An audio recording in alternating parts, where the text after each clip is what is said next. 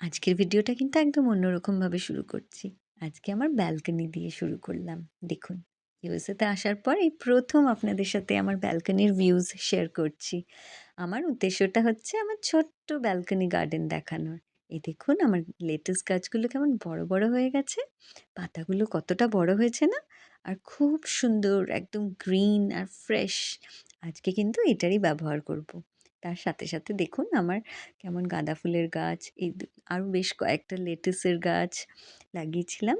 যা ছিল আমার কাছে তাতেই আমি টবের মতন ব্যবহার করে নিয়েছি। আর এটা হচ্ছে আমার টমেটোর গাছ। সুন্দর না? এই দেখুন ছোট্ট তুলসী পাতার গাছ। আর নিয়ে নিয়েছি এবার বেশ কয়েকটা লেটুস। আর নিয়ে ভালো করে ধুয়ে নিয়েছি। জল ঝরিয়ে নিয়েছি।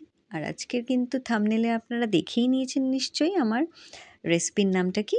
অ্যাভোকাডো দিয়ে শুরু হচ্ছে আজকের রেসিপিটা। এটা হচ্ছে আমার স্টার ইনগ্রিডিয়েন্ট। তাহলে অ্যাভোকাডো নিয়ে ছোট, ছোট করে কুচিয়ে নিয়েছি। এবার নিয়ে নিয়েছি পেঁয়াজ শাক, আর নিয়ে নিয়েছি একটু টমেটো কুচোনো, একটু নিয়ে নিয়েছি গাজর কুচোনো। আপনাদের কাছে অন্য যদি ভেজিটেবলস থাকে সেগুলোও নিতে পারেন। আমার কাছে এগুলো অ্যাভেলেবল ছিল। নিয়ে নিয়েছি পেঁয়াজ কুচি, আর একটা প্যান নিয়ে নিয়েছি। প্যানটাতে শুকনো খোলায় আমি মানে জাস্ট পাউরুটিগুলো সেঁকে নিয়েছি, কাঁচা পাউরুটিতে করব না বলে। আর নিয়ে নিয়েছি আমার লেটুসগুলো। এটা হচ্ছে পনির, ছোট ছোট কুচি করে রেখেছি। আর একটা লেবুর টুকরো নিয়ে নিয়েছি। ব্যাস, আর কিছু লাগবে না কিন্তু এই রেসিপিতে। পেঁয়াজ শাকের কুচিগুলো একটা বড় বোলে ঢেলে নিলাম।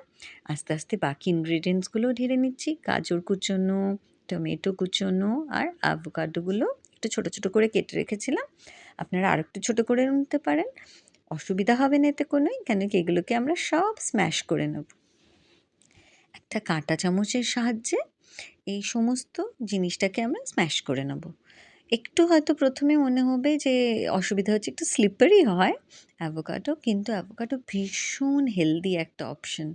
যাদের কোলেস্ট্রল আছে, এটা কিন্তু naturally free from cholesterol, sugar, তো তাদের জন্য ভীষণ ভালো একটা অপশন। আর হেলদি রেসিপির মধ্যে তো এটার খুবই ইউজ হয়। আর যারা ওয়েট লস রেসিপি করতে চান তাদের জন্য ভীষণ উপকারী, প্রচুর ভিটামিনস মিনারেলস রয়েছে। এই কথা বলতে বলতে কিন্তু আপনাদের বলা হলো না, আমি পেঁয়াজ কুচিটাও অ্যাড করে দিলাম। এবার ওর মধ্যে আমি দিয়ে দেবো পনির কুচোনোগুলো। এটা আপনারা গ্রেট করেও রাখতে পারেন, আমি ছোট ছোট কুচি করে রেখেছি, একটু মুখে পড়লে ভালো লাগে। আর এবার ওর মধ্যে দিয়ে দেবো একটু সল্ট। সল্ট দিয়ে দিলাম, আপনাদের সুবিধা মতন আন্দাজ মতন দিয়ে দেবেন। একটু সুগার ব্যালেন্স করার জন্য দিলাম, না দিতেও পারেন যারা একদম সুগার খান না, না দিলেও চলে। একটু গোলমরিচ গুঁড়ো দিয়ে দিলাম।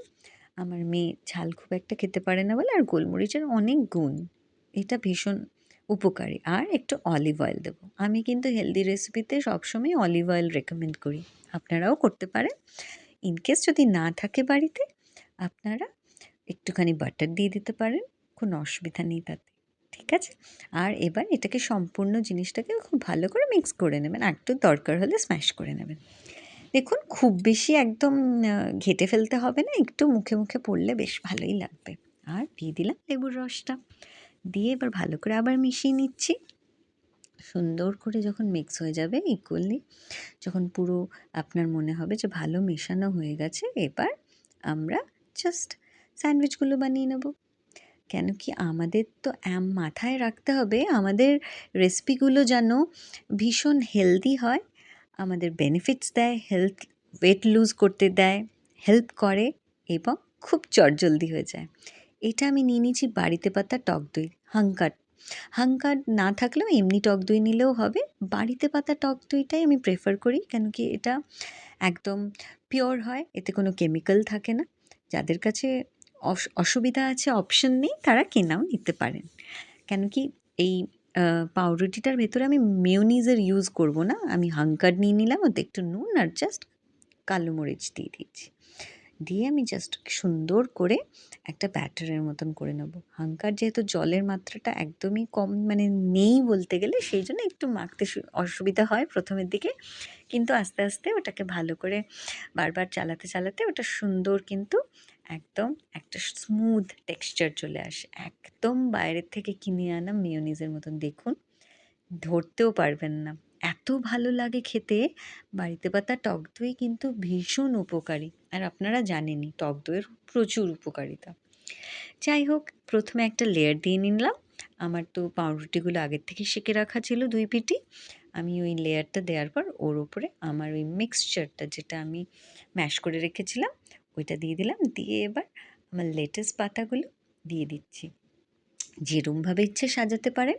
আমি একটু বেশি করে পাতা দেবো বলে আমি এইভাবে দিচ্ছি, যাতে আমি পাতাটা একটু বেশি করে পাই। কেন কি এই ক্রাঞ্চটা আমার খুব ভালো লাগে।